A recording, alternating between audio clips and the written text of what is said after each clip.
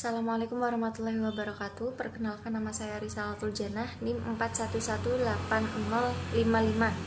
Di sini saya akan menyampaikan sedikit materi yang berkaitan dengan tugas hukum ekonomi syariah.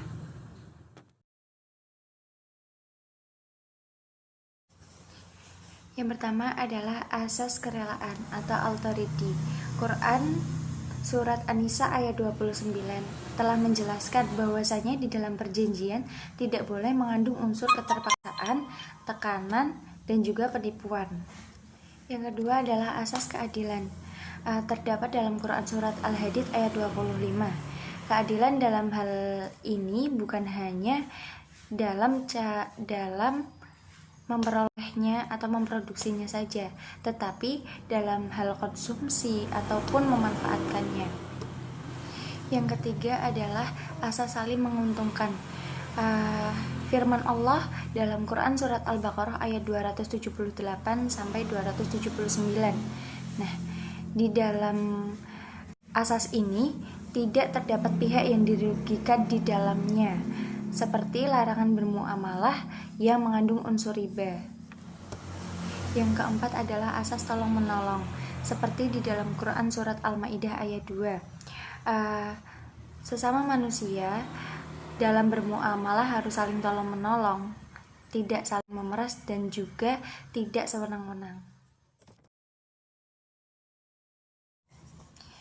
Kaidah yang pertama adalah al-aslu fil amri lil wujubi, atau asal dari perintah itu wajib.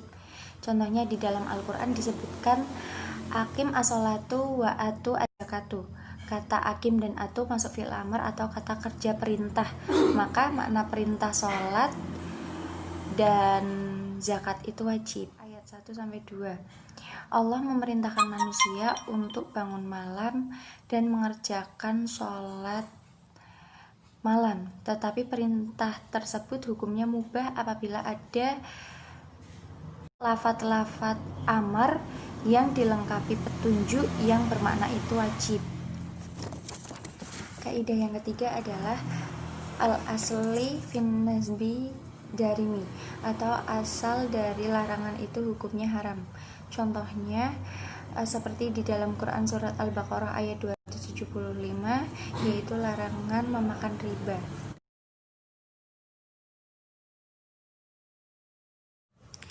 Adam al-tadris atau penipuan adalah suatu upaya untuk menyembunyikan cacat pada objek perikatan dan menjelaskan dengan gambaran yang tidak sesuai dengan kenyataannya untuk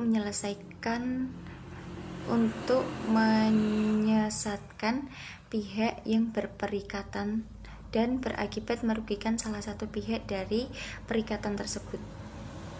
Al-gharar adalah sifat dalam muamalah yang menyebabkan sebagian rukunnya tidak pasti. Mudah dan singkatnya itu kedua belah pihak dalam bertransaksi tidak memiliki kepastian terhadap barang yang menjadi objek transaksinya, baik terkait kualitas, harga, dan lain sebagainya.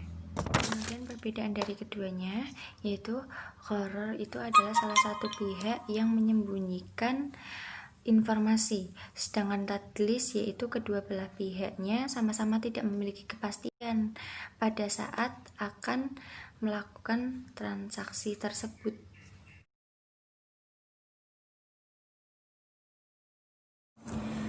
Suatu akad atau perikatan dikatakan sah apabila terpenuhinya syarat rukun akad sesuai syariat Islam. Suatu akad batal demi hukum apabila terjadi larangan di dalam akad itu sendiri atau terjadi cacat pada rukun dan syarat sahnya. Kemudian akad dikatakan fasad apabila syaratnya dan rukunnya terpenuhi namun sifatnya menyalahi ketentuan syariah.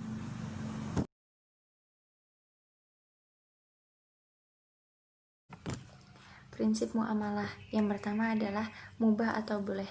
Hukum asal muamalah itu adalah boleh.